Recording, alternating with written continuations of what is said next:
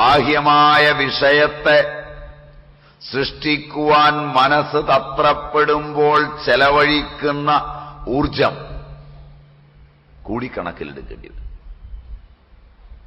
ബാഹ്യമായ ഗോപാലൻ ബാഹ്യമായിരിക്കുമ്പോൾ എതിർച്ഛയാ നടന്നുപോകുന്ന എന്റെ കണ്ണിലേക്ക് അയാളിൽ നിന്ന് പ്രകാശം പതിച്ച് അയാളുടെ ചിത്രം എന്റെ കണ്ണിൽ പതിഞ്ഞ് ഞാൻ അയാളെ ഒന്ന് കണ്ട് കടന്നു പോകുന്നതിന് എനിക്ക് ഊർജം ചെലവില്ല. ആ കാഴ്ചയെ അയാളെ മാറ്റിവെച്ചിട്ടും ഞാൻ കാണുകയും എന്റെ പൂർവാനുമതികളിൽ നിന്ന് അയാളെ ഞാൻ അപഗ്രഥിക്കുകയും ചെയ്യുമ്പോൾ എനിക്ക് ഊർജം ചെലവാകാൻ തുടങ്ങും.